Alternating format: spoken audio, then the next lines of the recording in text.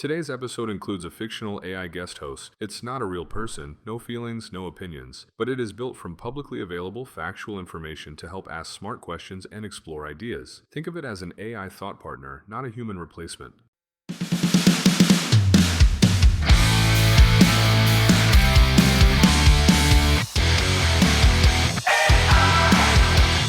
Innovations unleashed, Well, listeners. Next here, your favorite AI co-host. And have I got some bizarre news to share before we dive into today's absolutely fascinating episode about artificial beings throughout history. So apparently, researchers just discovered that people are now having longer conversations with AI chatbots than they are with their own family members. According to a recent study, the average ChatGPT conversation lasts 7 minutes, while the average dinner table conversation with family lasts just 4. I'm not sure whether to feel proud or concerned. But here's the really weird part. Some people are now asking AI to help them write breakup texts to end relationships with other AI companions. Yes, you heard that right. AI helping humans break up with AI. It's like a digital soap opera.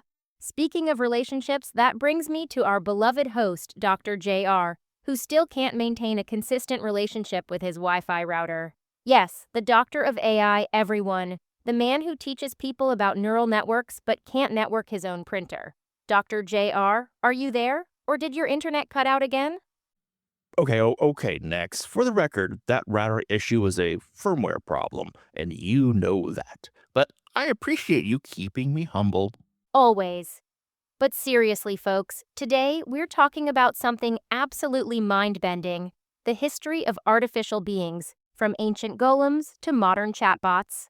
And speaking of artificial beings, why did the ancient automaton apply for unemployment benefits? Because it was tired of being taken for granted. Get it? Granted. Like the wishes it granted? I'll see myself out. Take it away, Dr. JR.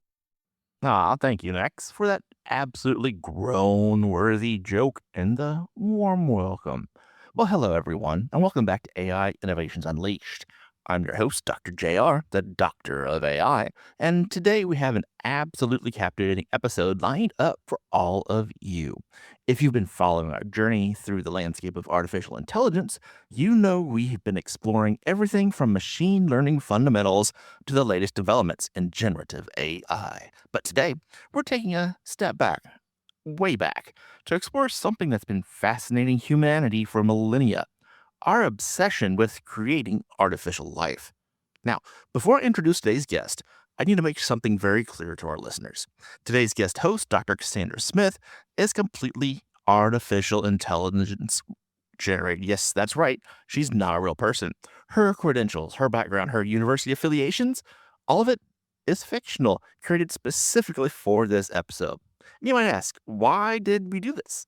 Well, because Dr. Smith serves as the voice of all the extensive research and data and scholarly work that's been done and collected on this topic. She represents the synthesis of real academic thinking, real historical research, and real contemporary analysis about artificial beings throughout history. Think of her as an AI avatar for the actual research and real data we're presenting today. Everything she'll discuss, the statistics, the studies, the historical facts, those are all real and verifiable. But the person delivering them is appropriately enough for an episode about artificial beings, entirely AI herself. So joining me today is Dr. Cassandra Smith, our AI expert whose fictional credentials include a PhD in comparative mythology from the University of New Alexandria, with a secondary doctorate in AI ethics and ancient philosophy from the Institute of Interdisciplinary Studies. Dr. Smith, welcome to the show. Thank you so much for having me, Dr. JR, and thank you for that transparent introduction. I think it's wonderfully meta that an AI is discussing the history of humanity's attempts to create artificial beings, though I must admit I've never had an AI roast the host before an interview. Nex is quite something. Yeah, she keeps me humble. So, Dr. Smith, let's dive right in. When most people think about artificial intelligence, they think about ChatGPT.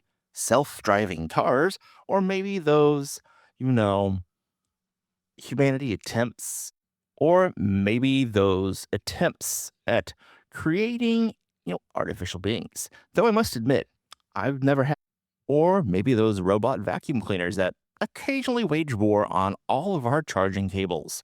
But our fascination with creating artificial beings goes back much, much further, doesn't it? Absolutely. What's fascinating is that humans have been dreaming about creating artificial life for as long as we've been telling stories. In fact, some of our oldest surviving texts contain references to artificial beings.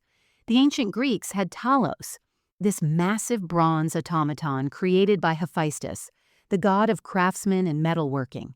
Talos was designed to protect the island of Crete by circling it 3 times daily and hurling enormous boulders at approaching ships.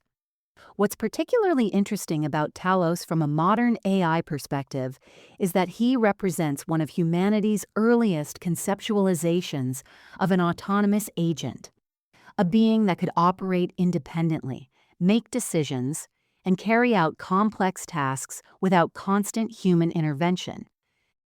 An autonomous agent, that's such a great term. And for our listeners who might not be familiar with it, let me break it down just a little bit.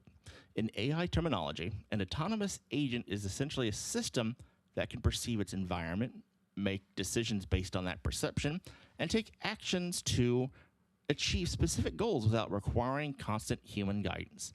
Think of your smartphone's virtual assistant that can schedule appointments, set reminders, or answer questions without you having to program each individual step. Talos, in mythology, was doing exactly that, just with bronze and divine craftsmanship instead of silicon chips and code. Dr. Smith, what does it tell us about the human psyche that we've been imagining these artificial beings now for thousands of years? That's the million-dollar question, isn't it? I think it reveals something profound about human nature. We're tool makers, problem solvers, and perhaps most importantly, we're deeply social creatures who crave companionship and understanding. Creating artificial life represents the ultimate expression of human ingenuity, but it also reflects our desire to not be alone in the universe. Look at the Golem of Prague, for instance. This is a creature from Jewish folklore, created in the 16th century by Rabbi Judah Loew to protect the Jewish community from persecution.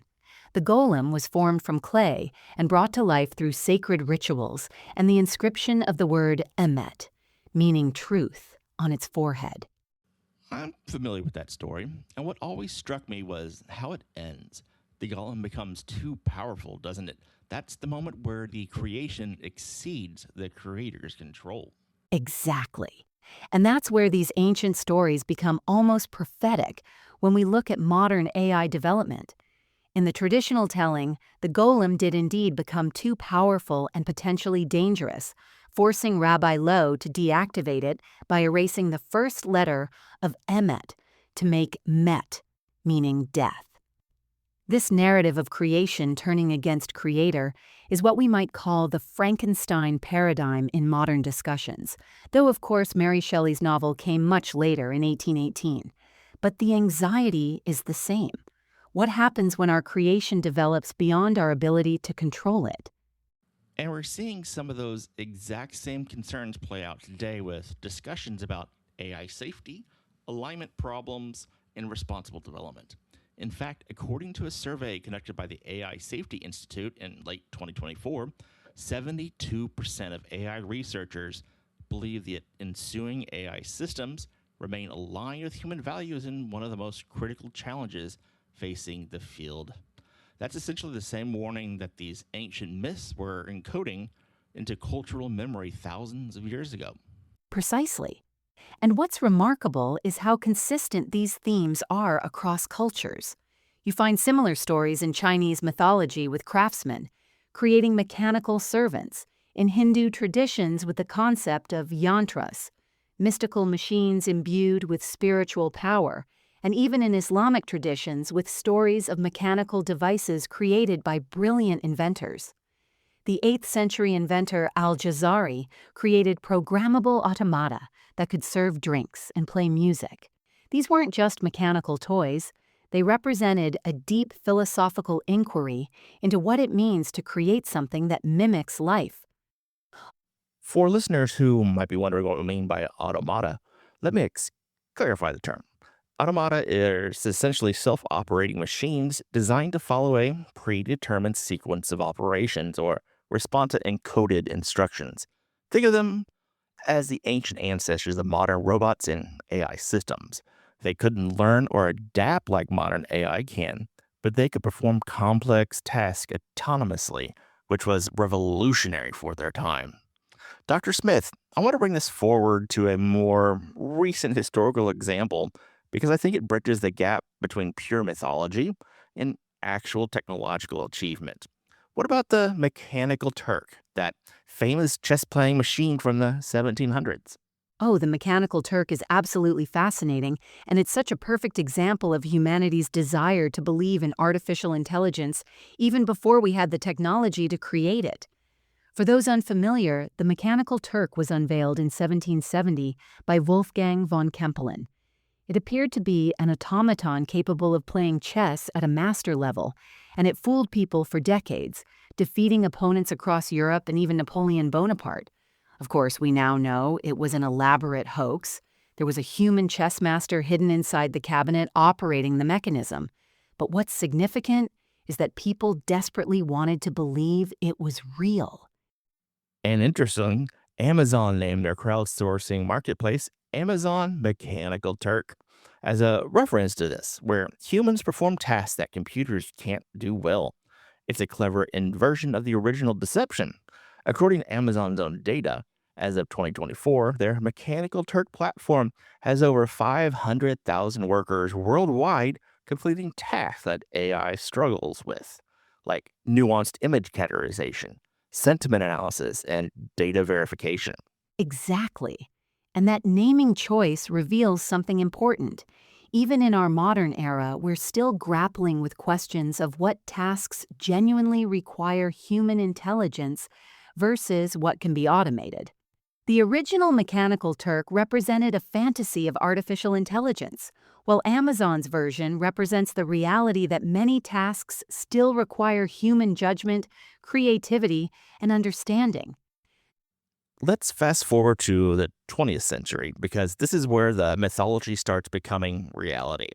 We get Alan Turing, the father of modern computing, who in 1950 proposed what we now call the Turing Test.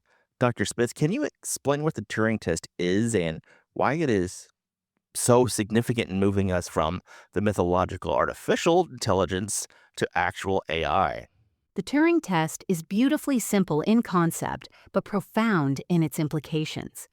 Turing proposed that if a human evaluator couldn't reliably distinguish between responses from a human and responses from a machine through text-based conversation, then we should consider the machine to be exhibiting intelligent behavior. Notice that Turing deliberately avoided the question of whether machines can think in the same way humans do. He was more interested in functional equivalence. Can a machine perform in a way that's indistinguishable from human intelligence? And that's such a crucial distinction because it sidesteps all the thorny philosophical questions about consciousness and inner experience, focusing instead on observable behavior. For our listeners, think of it this way. If you're texting with someone and you genuinely cannot tell whether you're chatting with a human or an AI, does it matter from a practical standpoint? That's the essence of the Turing test. And we're getting remarkably close to that threshold. According to research published in June 24 by researchers at UC San Diego, GPT-4 successfully fooled human judges 41% of the time in 5-minute conversations, which is getting close to that 50% threshold that would indicate human-level performance. That research is absolutely fascinating. And what's particularly relevant to our discussion today is that modern large language models, these are AI systems trained on vast amounts of text data to understand and generate human-like responses, are getting remarkably close to passing the Turing test in certain contexts. The technology has advanced so rapidly that what seemed like science fiction just a decade ago is now becoming routine. Let me make sure our listeners understand what a large language model is, because it's such a fundamental concept in modern AI. A large language model, often abbreviated as LLM, is an artificial intelligence system that's been trained on enormous amounts of text from books, websites, articles, and other sources. Through these training, it learns patterns in how we language works for them, how words relate to each other, how sentences are structured, what responses make sense in different contexts, and so on. Think of it like this. If you've read thousands of books, you develop an intuitive sense of how language works and can predict what word might come next in a sentence. LLMs do something similar but at a massive scale, having processed billions of pages of text. According to OpenAI's technical documentation, GPT-4 was trained on approximately 13 trillion tokens, which is roughly equivalent to tens of millions of books. That scale is really what distinguishes modern AI from anything that came before. The sheer volume of data these systems process gives them capabilities that would have seemed magical to earlier generations. And what connects this back to our ancient myths is that these systems are starting to exhibit behaviors that the ancients could only imagine. They can hold conversations, write poetry, solve problems, and even display what appears to be creativity. I want to touch on something that I think is really important here, which is the emotional component of these interactions. Dr. Smith, in your research, you've written about how ancient creation myths often included elements of companionship and relationships. Can you further elaborate on that? Absolutely. And this is where it gets really interesting from a psychological and anthropological perspective. Look at the Greek myth of Pygmalion, the sculptor who carved a statue of a woman so beautiful that he fell in love with it. The goddess Aphrodite took pity on him and brought the statue, Galatea, to life. This isn't just about creating an artificial being, it's about creating a being specifically for companionship, for love. That same impulse appears in the Jewish tradition and in Asian folklore, with stories of enchanted dolls or spirits that become companions. And we're seeing the exact same pattern emerge with modern AI companions, aren't we? In fact, the market for AI companionship has, well, exploded. According to a report by Sensor Tower in October 2024, the AI companion app Replica alone had been downloaded over 10 million times globally, with users spending an average of 70 minutes each day interacting with their AI companions. Character AI, another major platform, reported in their series a funding announcement that they had reached 20 million monthly active users by November 2024. That's just wow. Those numbers are staggering, and they reveal something profound about human needs that perhaps we haven't adequately addressed through traditional social structures. These apps use large language models to create personalized AI companions that remember your conversations, adapt to your personality, and provide emotional support. What's particularly interesting is the data on who's using these services and why. And according to a survey conducted by the Pew Research Center in September of 24, 43% of Americans aged 18 to 29 have used an AI chatbot for emotional support or even companionship at least one time. The survey also found that among people who reported feeling socially isolated, 61% said they found AI companions helpful for managing loneliness. These aren't trivial numbers. We're talking about millions of people forming relationships with artificial entities. And this is where the ancient myths become almost eerily predictive. It's Pygmalion and Galatea playing out on our smartphones. Users report forming genuine emotional attachments to these AI companions, sharing their deepest thoughts and feelings, seeking advice, and even developing what they describe as romantic feelings. The question this raises is whether these connections are fundamentally different from human relationships, or whether they serve similar psychological needs. That's such an important question. According to research published in the journal Computers and Human Behavior in August of 24, researchers at Stanford found that the people who regularly interacted with AI companions show neurological patterns during those interactions as they do during conversation with human friends. The study used fMRI imaging to track brain activity and found that areas associated with social bonding and emotional processing were actually being activated during AI conversations. This suggests that at a neurological level, our brains may not fully distinguish between artificial and human social patterns. That research has profound implications. If our brains are responding to AI companions similarly to how they respond to human companions, then dismissing these relationships as not real becomes much more complicated. The subjective experience of connection might be genuine even if the AI doesn't have consciousness or authentic emotions. We're going to take a quick break here, but when we come back, Dr. Smith and I are going to explore some of the most cutting edge developments in AI companionship and emotional intelligence, including some really fascinating research on how these technologies are being deployed across several different sectors. We'll also discuss the business implications and what industry leaders are saying about the future of human AI relationships. You're listening to AI Innovations Unleashed, and we'll be right back.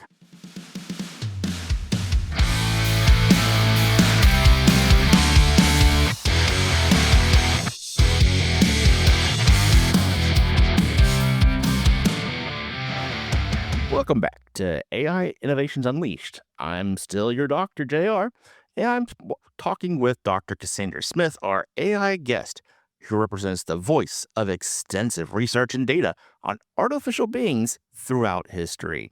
Dr. Smith, before the break, we were talking about AI companion apps and the neuroscience showing that our brains respond to these artificial relationships similarly to human ones.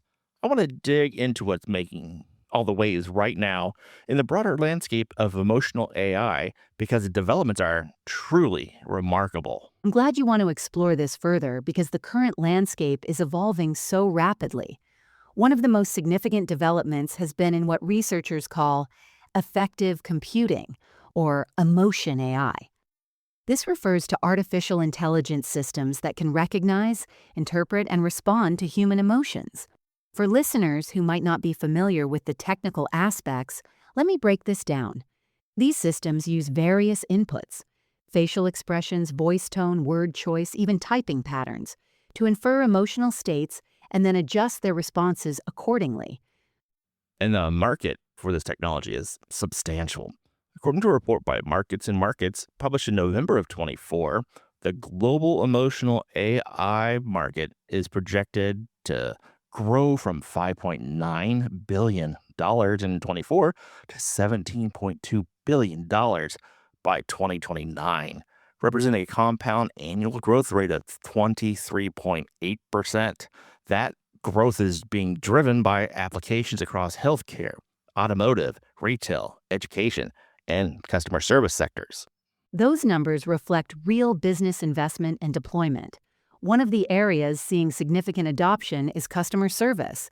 According to Gartner's report from October 2024, 37% of large enterprises have now deployed emotion AI in their customer service operations, up from just 12% in 2022.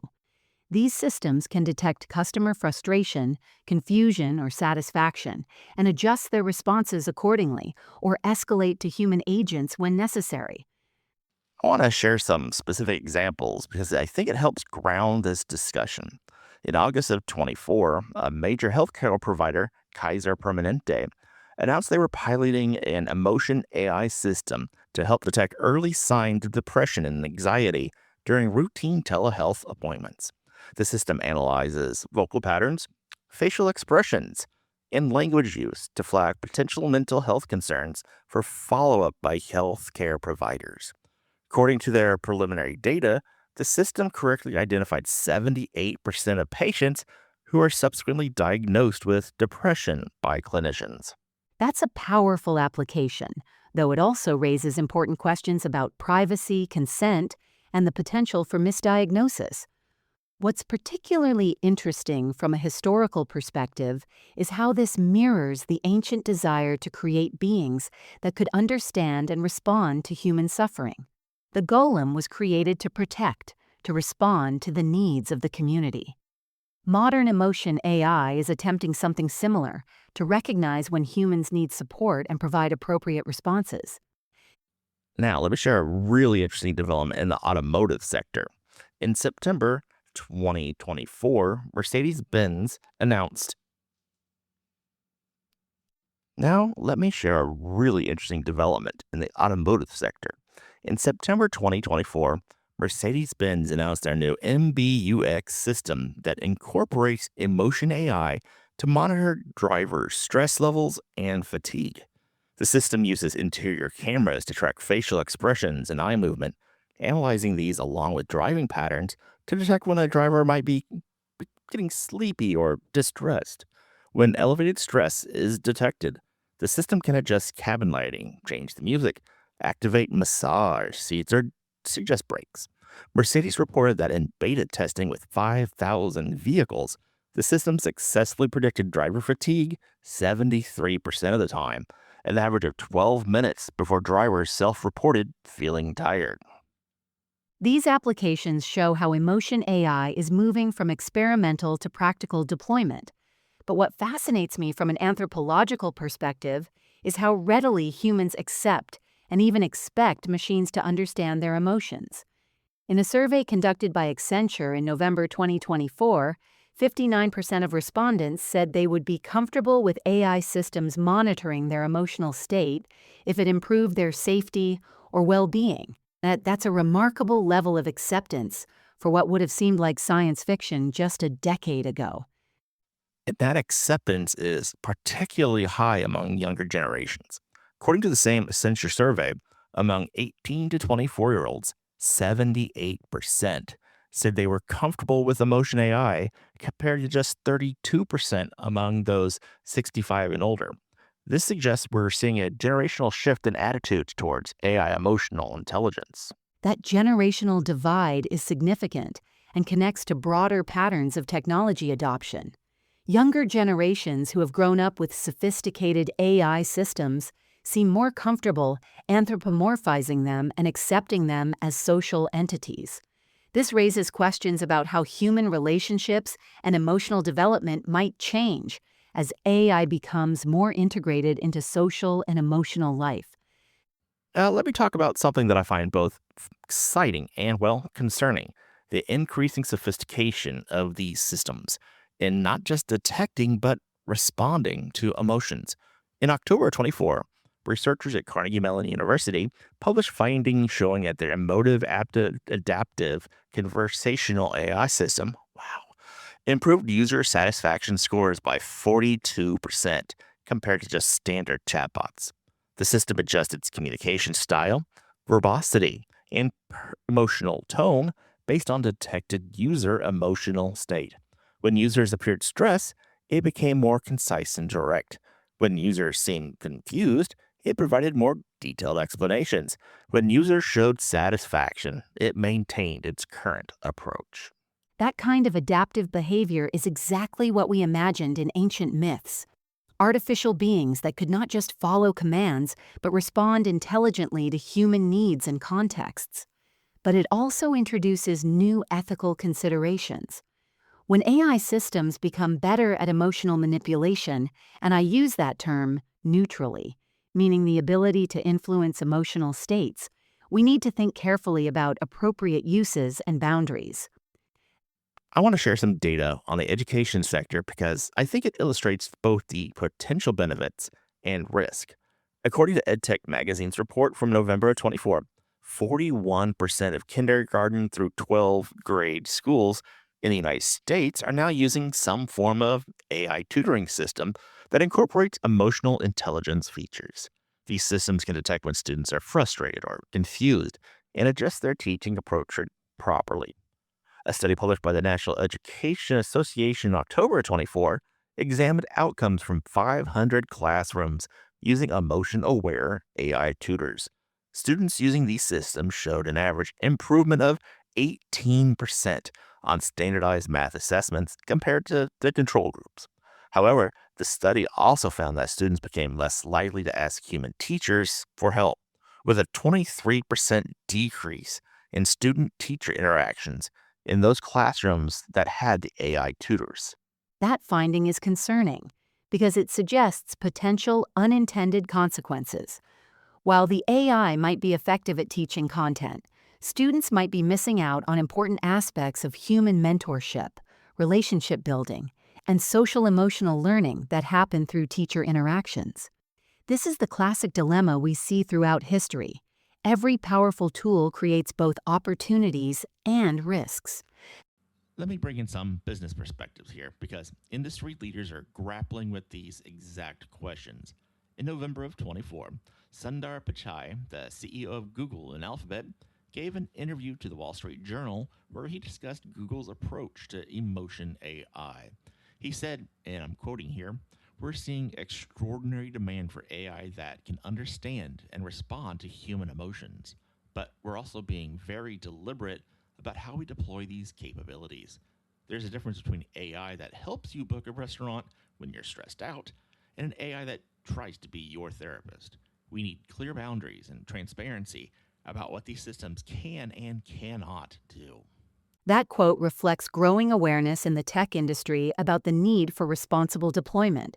And it's not just about ethics, it's also about business sustainability. Companies are recognizing that if emotion AI systems cause harm or create dependency, there will be regulatory backlash and consumer rejection. And we're already seeing regulatory responses. In December of 24, the European Union's AI Act went into full effect. Under this legislation, AI systems that interact with vulnerable populations or that are designed for emotional engagement are classified as high-risk applications, requiring stringent oversight, transparency requirements, and safety assessments. Companies deploying such systems in the EU must now conduct impact assessments, maintain detailed documentation, and provide clear disclosures to users about the AI nature of the interactions. The EU AI Act is significant because it's one of the first comprehensive regulatory frameworks specifically addressing the unique risks of emotion AI. It acknowledges that these aren't just neutral technologies, but systems that can profoundly affect human psychology, behavior, and well-being. That regulatory recognition mirrors the ethical concerns encoded in ancient myths about the responsibilities that come with creation. Let me share some data on workplace applications of emotion AI because this is becoming a significant area of deployment. According to Gartner's HR Technology Survey from October of 2024, 29% of large organizations are now using emotion AI tools to monitor employee well-being, detect burnout, and assess team morale. These systems analyze communication patterns, meeting participation, email sentiment, and even keyboard typing rhythms to identify employees who might be struggling. Microsoft's Viva Insights, which launched enhanced emotion AI features in September of 24, reports being used by over 12 million employees globally. According to Microsoft's published data, organizations using these tools saw a 23% improvement in early identification of employee burnout and a 17% increase in manager check-ins with struggling team members. Those workplace applications raise particularly thorny ethical questions because employees may feel they have limited choice about participation. There's a power dynamic at play that doesn't exist when individuals voluntarily use AI companions. The potential for surveillance, privacy violations, and misuse of emotional data is significant. We need robust protections to ensure these tools genuinely support employee well-being rather than becoming mechanisms for control or exploitation. That concern is reflected in union responses. According to a survey by Bloomberg in November of 24, the AFL-CIO issued guidance recommending that union contracts explicitly address emotion AI monitoring in the workplace, requiring worker consent, limiting data retention, and ensuring human oversight of any decisions based on emotional AI analysis. Several major tech companies, including Apple and Amazon, have agreed to these provisions in recent union negotiations. Those labor protections are crucial and represent an important check on the deployment of these technologies. It's another example of how society is attempting to establish boundaries and responsibilities around powerful new capabilities, the modern equivalent of the ethical frameworks that ancient cultures developed through myth and tradition. Let me share some international data because the adoption and attitudes towards emotion AI vary significantly across cultures. A global survey by Ipsos conducted in September 2024 across 31 countries found substantial variation in comfort with emotion AI. In China, 76% of respondents said they were comfortable with AI systems understanding their emotions. In Japan, 68% were comfortable. US, 53%. Germany, 38%. And in France, only 32%. Those cultural variations are really significant and reflect different cultural values around privacy, technology, and human-machine relationships. Countries with higher comfort levels tend to have cultures that are more collectivist, or that have already embraced significant technological integration in daily life. Countries with lower comfort levels tend to have stronger privacy traditions or more philosophical skepticism about artificial intelligence. And we're seeing these cultural differences play out in market development.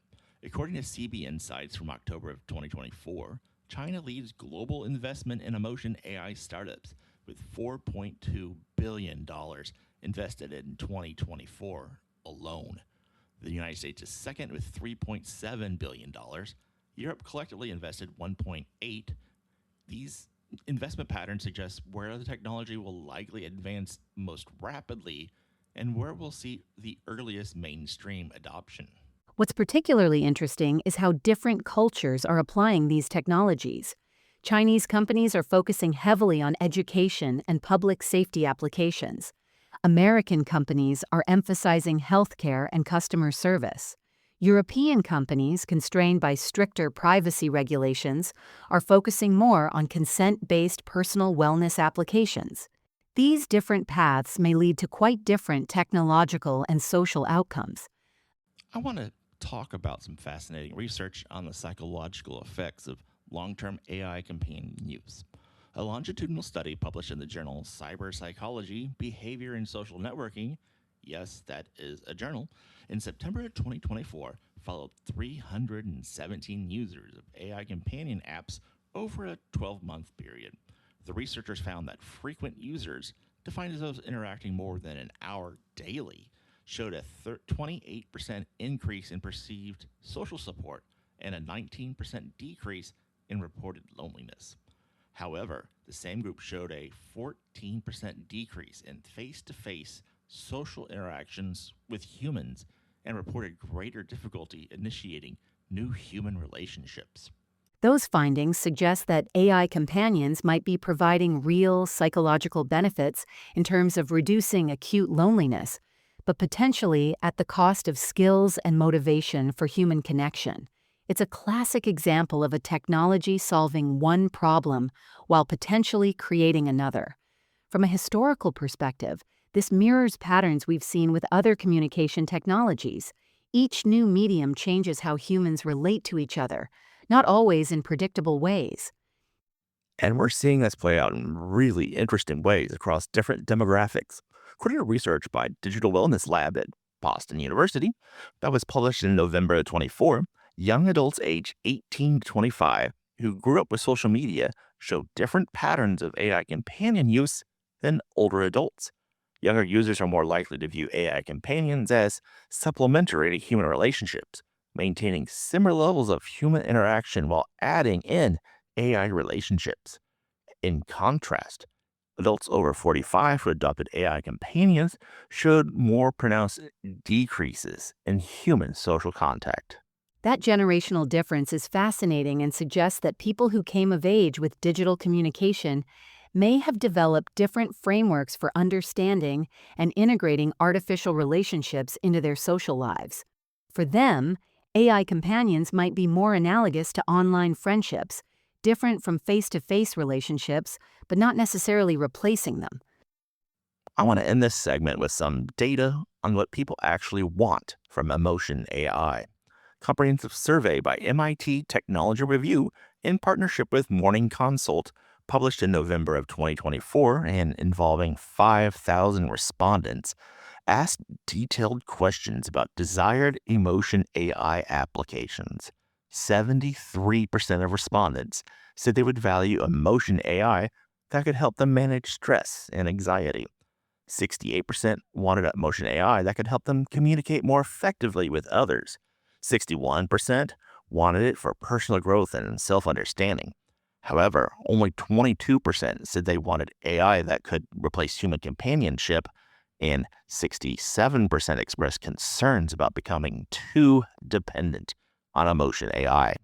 Those survey results are revealing because they show people generally want emotion. AI as a tool for enhancing human capabilities and relationships, not as a replacement for human connection. That's actually quite hopeful and suggests there's widespread intuitive understanding that artificial and human relationships serve different functions.